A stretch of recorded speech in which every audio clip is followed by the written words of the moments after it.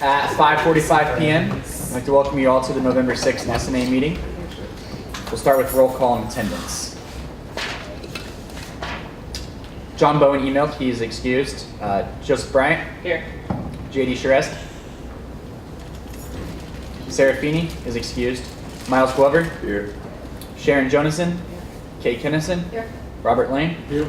Robert Mosher. Todd Shiver. Here. Ashley Stubbs. Here. Derek Whittam. Here. Connie Williams. Here. And myself, Jacob Whitman, I'm present. So I'd like to thank you all for coming.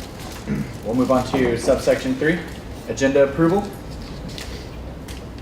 At this time, I'd like to entertain a motion to approve the agenda for the November 6, 2013 meeting. So moved. Oh, yeah. Miles, so moved. Okay, is there a second? Robert, second. Any discussion? All in favor? Aye. Any opposed? Any abstentions? Motion passes. We'll move on to subsection 4, approval of the minutes from October 30th, 2013. Jake, Ashley? I'd like to move to approve the minutes from last week's meeting. Okay. Miles, second. Any discussion? All in favor? Aye. Any opposed? Any abstentions? Motion passes. We'll move on to subsection 5, reports. JD, how you doing?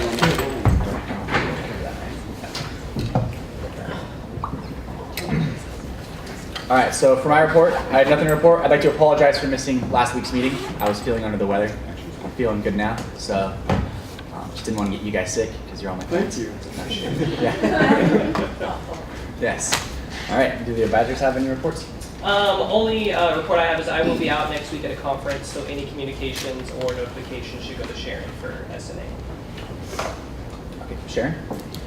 I don't have anything new to report, except that I will be sending an email reminder to all of our programs that we support that their annual reports are due, because that's only a couple weeks away and I haven't received any yet.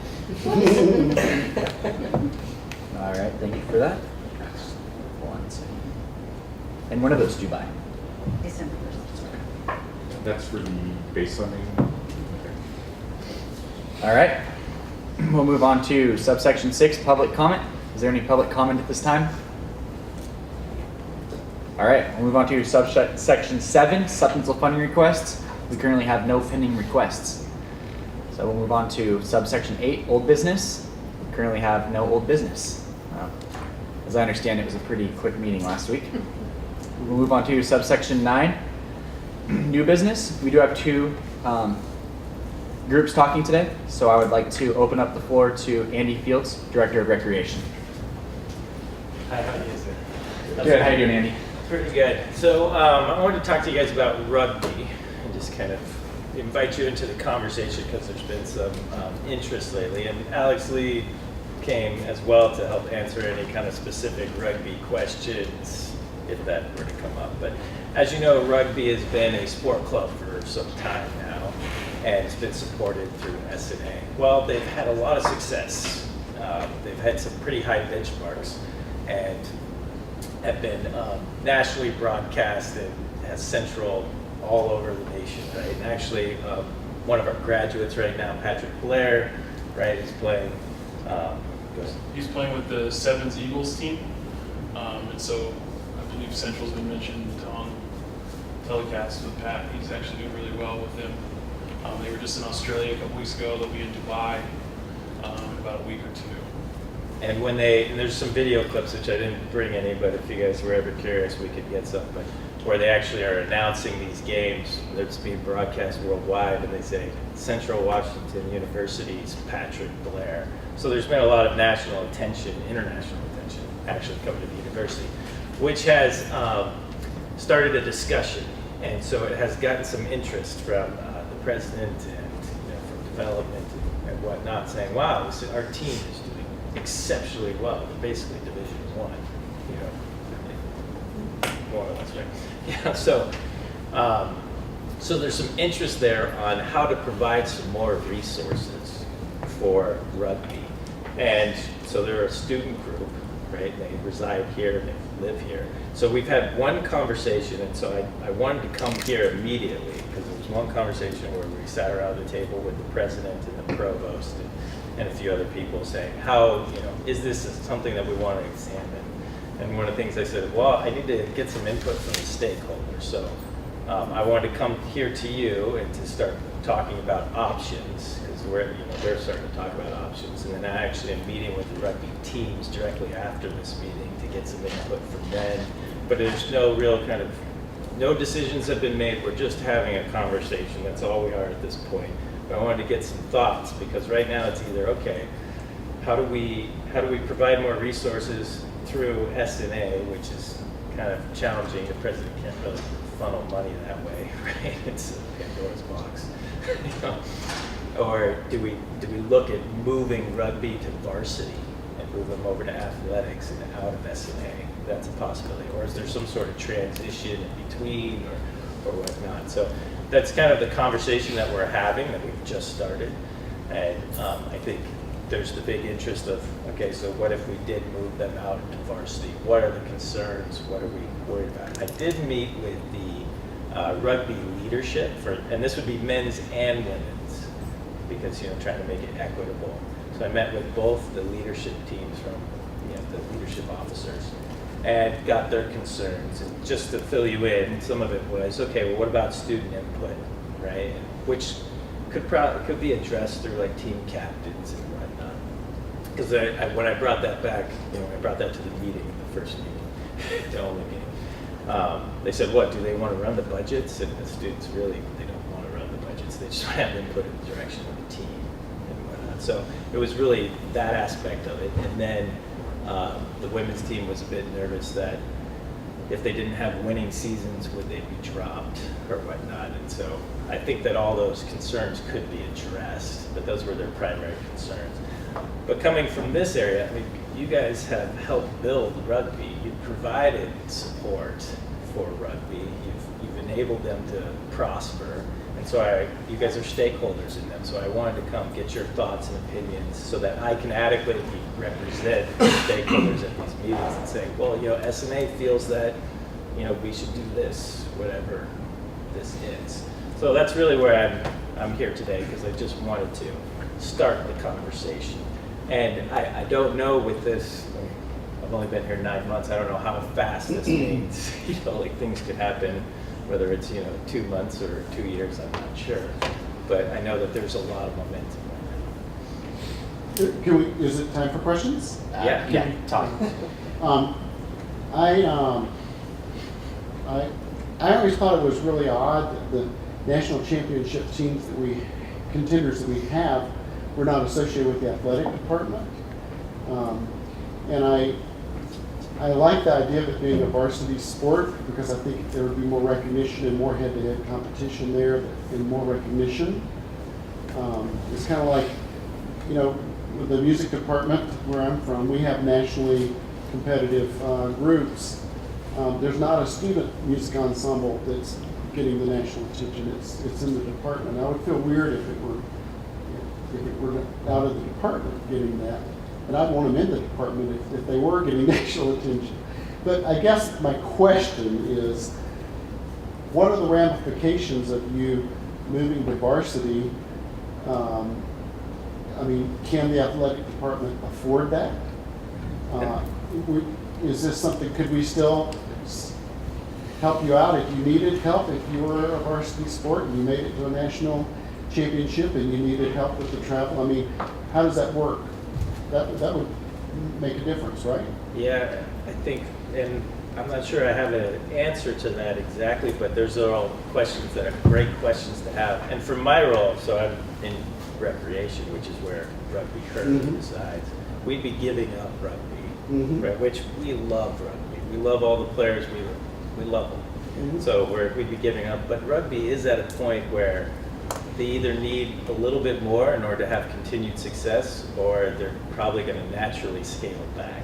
So kind of agreement. Like, this is a point where me personally, So you're wanting to take it to the next level, basically. well, I'm open either way. If they want to stay, I love them. Because I mean, I'll put that on record. You know? But if they want to stay with us, then that's, that would be ultimately what I would be fighting for, or advocating for. Excuse me. Sorry. Connie, you have a question? Yes, so just continuing on that line of questioning, when in your discussions about transitioning this over, have they agreed to provide the same support? Because right now you're for the most part self-support, right? I mean, your players, and I think that's rather unfair, honestly, that you have to be self-support as a athletic programs. So you would have to give that up as well. In other words, the students would no longer have to pay dues, correct? Correct. Now, have they agreed to provide you the same support in the athletic program plus some? So there hasn't been any agreements, but that has been brought up. I would say that would Yeah. be important to clarify. Yeah, and especially Dennis Francois, the athletic director, he's very much like, if this were to happen, he would want them to be seen as equals to all the other And sports. he's been good at that. Yeah, so he would make sure, that's what he said in the meeting. Because again, we've only had one meeting, so we haven't made any decisions on anything. And that's why I wanted to get that. But that support, because they are self-support quite a bit. I mean, S&A contributes, but their overall budget last year, I think was, let's see, I have it here. I think it was 112,000 roughly, and they generated 108,000 on their own through like fees and fundraising. So, Derek and then Ashley. So I have a question about, so as I understand it, like when the football team leaves here to go somewhere, like the members of the football team who leave can be excused from like academic duties or whatever. Is that the case for them? Yeah, so we get, So Corey there's no difference. Corey Sinclair, the sport coordinator, gets a note, puts everybody's name on there, says why we're leaving. The players take that to their instructors. The instructor obviously has the right to say, most instructors are really good about working with us, so they are excused most of the time. Ashley?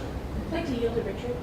I just want to add to the conversation that one of the reasons this conversation started coming forward was that we also don't have a coach for the rugby program. And so the question came in about the funding for a coach. And so the initial question came and said, well, if we do pay for a coach, because right now a coach is volunteer, in order to have the quality coaching that we need in order to continue at the pace of the quality that we've been performing, we need to possibly pay a coach.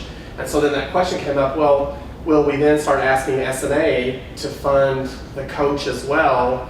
And all that goes along with that. And so at some point there was a question of, well, if that were to be the case of funding a coach for rugby, then are we going to pay for a coach for wake sports and all these others? And so the question came about, is it feasible then for S&A to still fund at that? And that's where this initial conversation first started, was basically to kind of meet that need. So I just wanted to highlight that as part of the why this conversation's come up. can I add to that too? Because the current volunteer coach, actually at the time that this conversation started, was in the running for the Olympic team coach, and he actually came in second. So, but thankfully we still have him.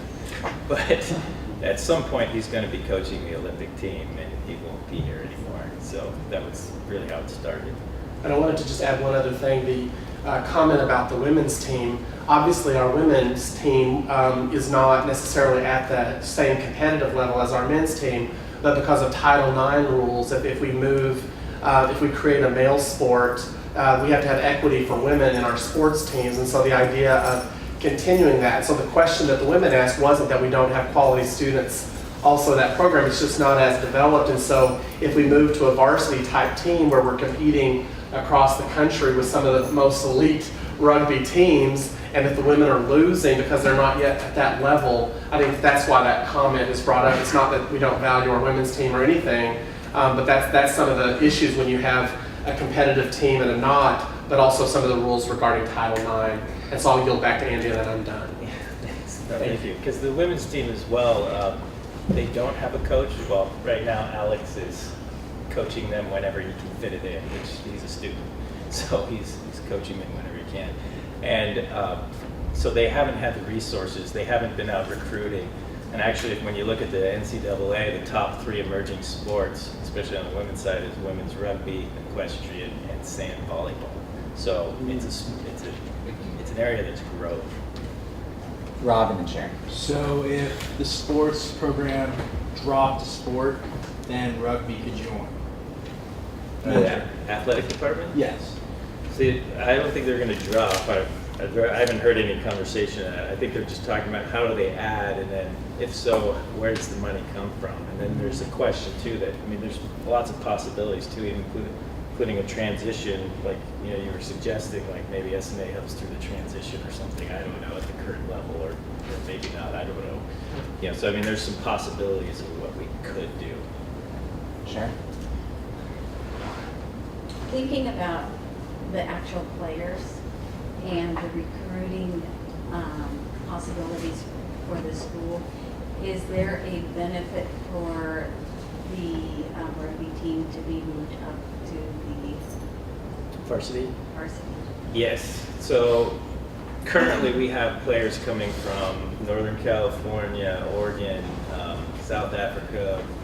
Where else? We have a couple one from Pennsylvania, Minnesota, one from Hawaii, a few from the Pacific Islands. And they all come here to play rugby. And there's actually some that came here to play rugby and are now transferring into their degree school somewhere else, right? They actually came here to play rugby. So there's definitely an attraction piece of recruitment, you know, of athletes coming in. And so that's a big component. When you add that varsity level, then the attraction is even greater. Maybe we can even keep some of those students here, you know, long term, you know, through their entire degree. You know, there's a lot of possibilities around that varsity piece.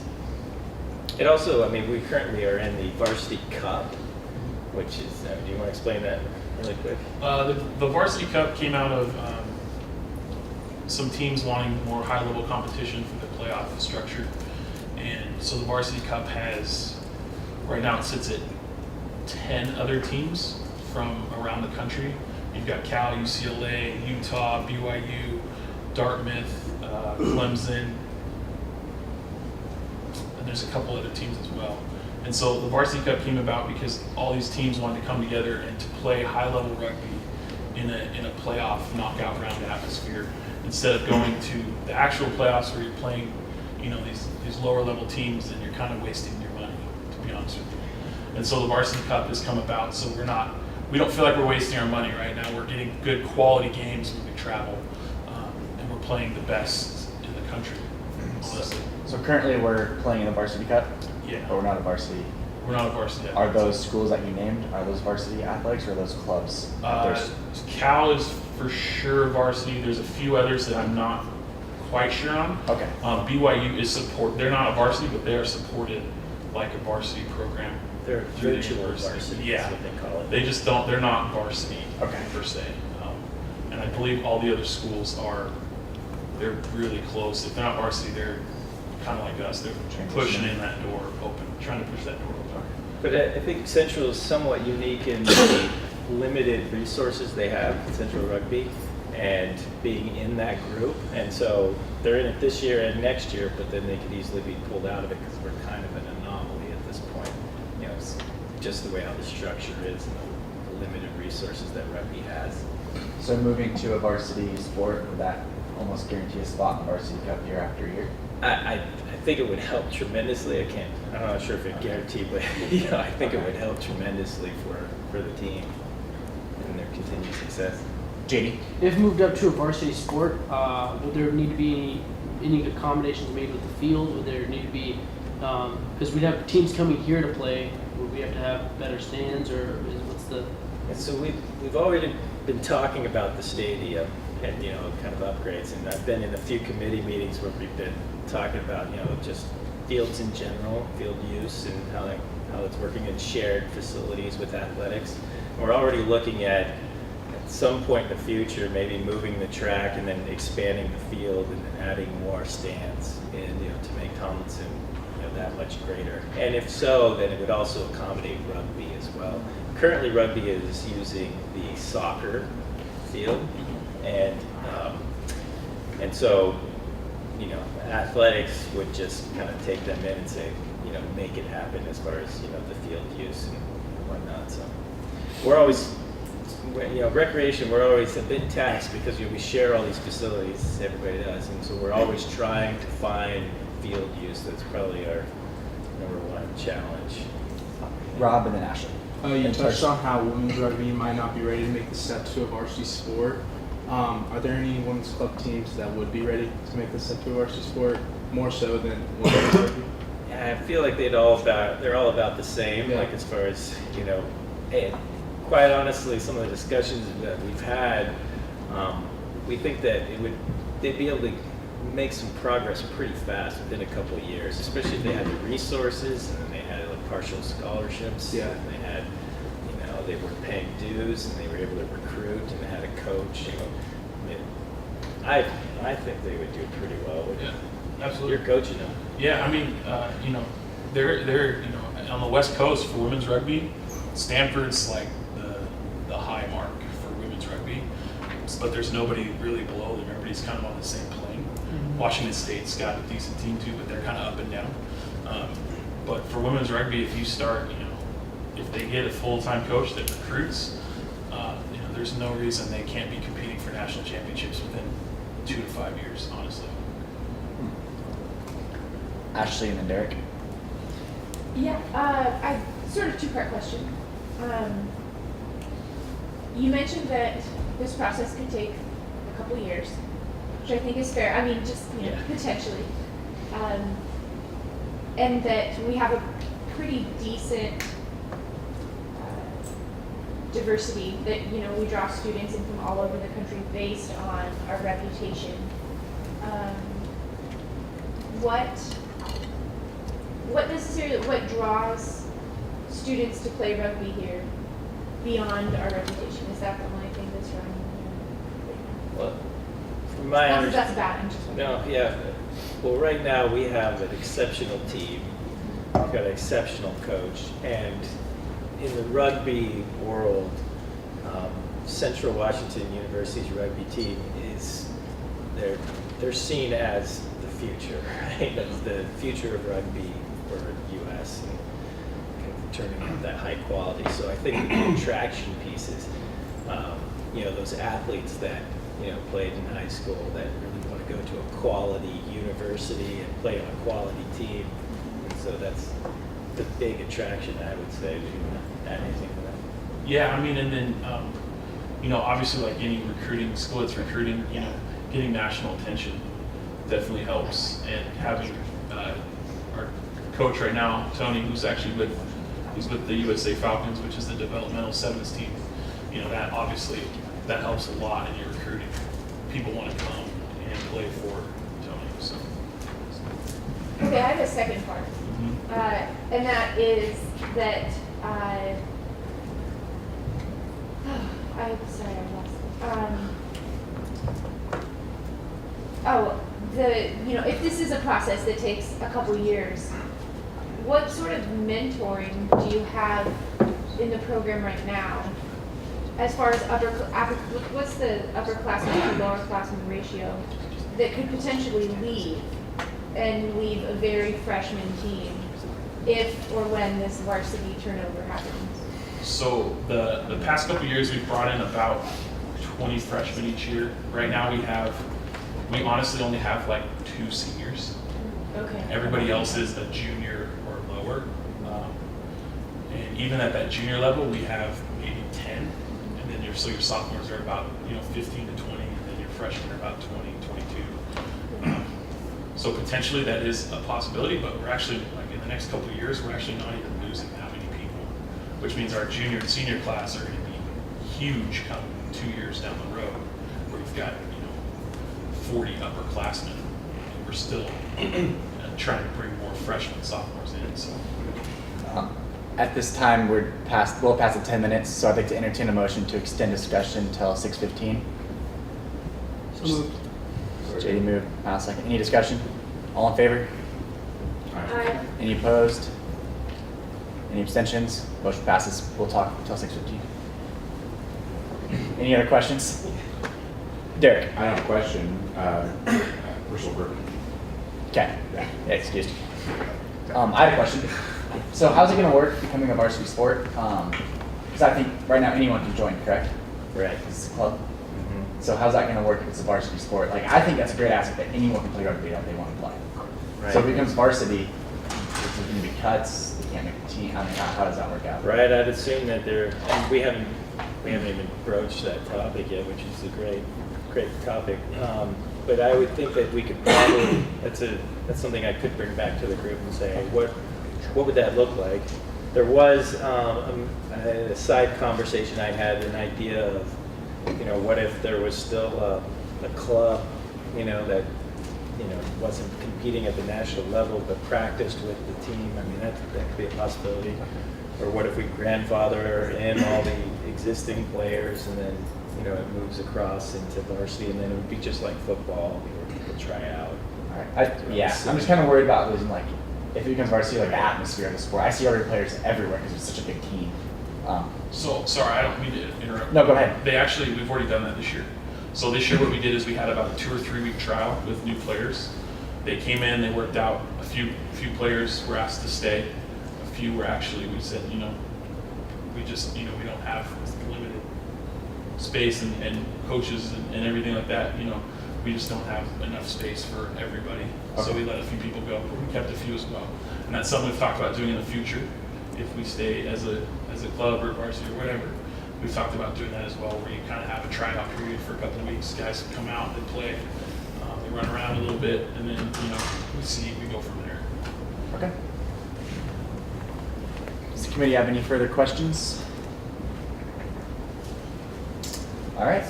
So could I ask if there's any concerns or anything that you would like me to bring to the meeting, on your behalf? I would greatly appreciate it. Even if it doesn't happen right now, you can always email me or call me or come talk with me or whatever. But I would just like to adequately represent S&A as one of the stakeholders who've helped rugby get to where they are right now. It's great success. So Awesome. We appreciate you coming out. thank you. Good presentation. And if we have any questions, we'll bring them to you. Thanks, Andy. All right. At this time, I'd like to move on to subsection B, and I'd like to give the floor to Sheree Wilson, Associate Director of the Student Union. Okay, and Sharon's going to assist her. Yes, we're tag teaming this. So, do you want to start with the budget? So my role as the Student Funds Financial Manager is to manage not only S&A funds, but sub-funds, rec funds, and have another list as well. But when we built the building, there were funds that we set aside in the 522 fund, which is the S&A category. Now, the funds that were set aside to be strictly for construction or the development of the building, not operating funds, because you guys see the operating funds. We had approximately $250,000 left over, and that money is sitting in a separate PID outside of the S&A PIDs, but it's still within the 522 fund. And given that it is within the 522 fund, it is under the dean's authority. So that would be Sarah Swatter. And so we've been carrying these funds forward until we had a project that actually dealt with the structural components of the building. The cracks in the floors are a structural component in the building. If we had a major roofing issue, they could have potentially been used for that. Well, we are just now getting to the age of the building where we are starting to have projects that deal with the structure of the building. And so the dean has, the funds have already been committed to her to ensure that she uses them for the correct purpose. And the project that Cherie is going to talk to you about is the purpose that the dean has elected to use them on. So I just want to make sure you guys understood that these aren't operating funds that we allocated to any base budget. They're carried forward for a specific purpose. Okay. Sheree. Okay, so the project that we're using it on, we're really excited about. It's going to be a project that's done over the winter break when the ballroom is not used as often. And what it's going to consist of is adding permanent trussing into the ceilings of the ballroom. And trussing is where you'll see the lights hanging from the aluminum bars, frames. Currently, whenever we do set up trussing, we build it from the floor up. So it's a lengthy process. It usually takes my staff 2 days to build it, the day of the event, and at least a day to tear it down. So we're talking about 4 days where the ballroom's offline and not being allowed to be used for other events. So some of the benefits so what it's going to be is it's going to be 2 motorized trussing systems that come down, electronically come down. And there's going to be a bar that we can attach once they come down, because as you probably all know, the ballroom is split into 4 sections, so it'll still allow for those sections to close off. That bar will be added whenever we bring that trussing down. So some of the benefits to doing this, I wrote a list so I wouldn't forget, is obviously to enhance the program and event visual appearance. It'll help to reduce safety issues by having the trussing in the ceiling instead of sitting on the floor, which can cause a tripping hazard because the way the legs come out, they come out in like a T-shaped, so it's in the way of the when people walk through the aisles. And we've also had entertainers, believe it or not, hang on our current trussing, which is obviously a huge safety hazard, so this will eliminate that issue. It'll reduce the amount of days that we have to have the ballroom offline to be able to utilize it more throughout the year, and increase the amount of programs that we can schedule in the ballroom throughout the year. It's going to be LED lighting. Currently we use halogen lights. LED is more efficient, energy efficient. Lasts up to, I've seen 20, 30 times longer than halogens, reducing the cost of the light bulbs replacements. We won't need the gels because with LED lighting, you can do any color you want. It's all inclusive. It'll increase our sight lines, which in turn will also increase our seating capacity for the space. We're figuring right now approximately 50 additional seats that we'll be able to get in there. It will reduce our costs for setup and takedown that we don't currently bill back to our customers. So we're eating that cost right now, so that'll help with us with our budgets. And it'll improve the quality of life for the building and staff, and event staff by reducing the number of hours required for the major events. Does anyone have any questions? Yes. So what are we talking about as far as the trussing is concerned? We're talking about that big sort of big metal cage that like the lights and speakers and stuff Absolutely. like that attaches to? Okay.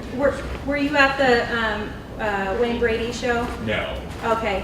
If any of you were at the Wayne Brady show, it was all set up. The trussing was all set up. I walked by and I saw like Yes. the big cage that in the sort of back. So you're talking about basically having a cage that, big sort of infrastructure that can be lowered from the ceiling, stuff attached, and then raised. Correct. So who could, is this like fixed lighting or is this like controlled lighting?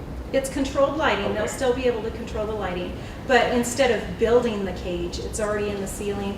They can do any of the adjustments pretty easily by adding the permanent trussing. So basically you're laying it out like the way that a theater would be laid. Correct. Okay. Any further questions from the committee? Ashley? Where in the ballroom, let me see, how can I use this? With all 4 sections open, there's basically 2 generic stage setups. Either you have the stage with the ballroom horizontal, or you have it with the stage at one end, all Wayne Brady. Correct. Where will the lights be, and can you do both stage setups? Okay.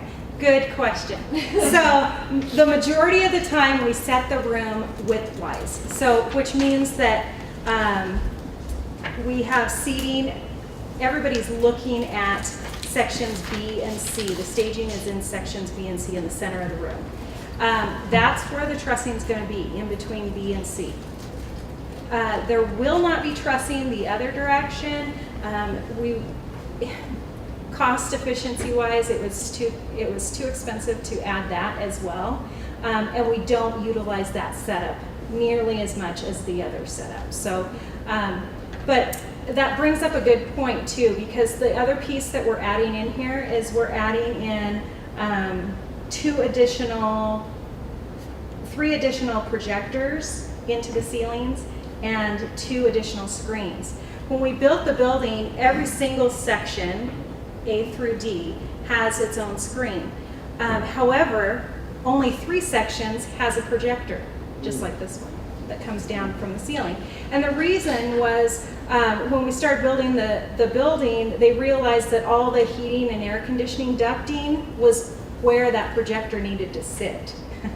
So that we didn't end up getting a projector, which has been problematic since we built the building because we can't use that space with a projector, that one space. So the engineers have figured out a way to have a projector in that one space. So we'll have another projector there.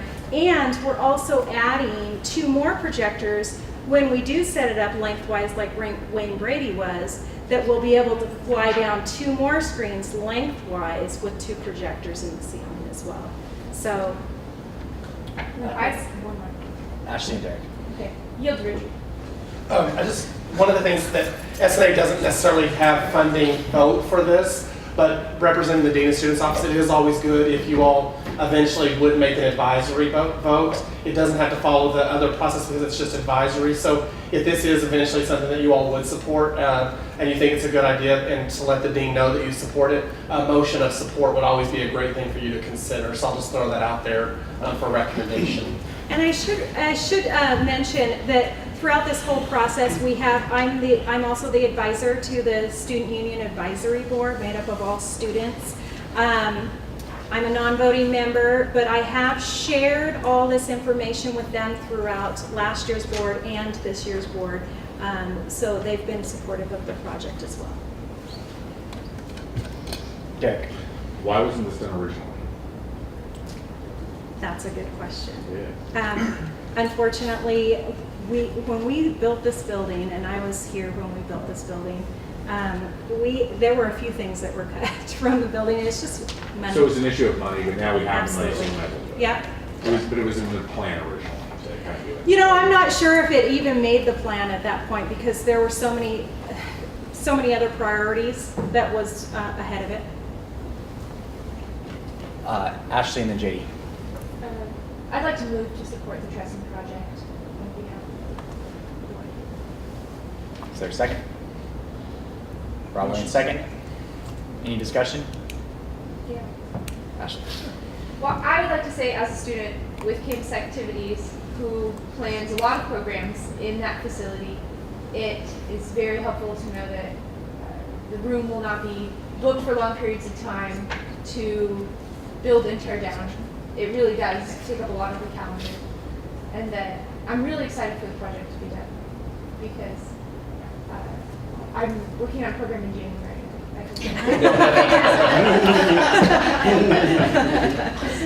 JD, did you have a question? Yeah, I just have one question. How many events is this going to be able to support? How many more events are you going to be able to support with this?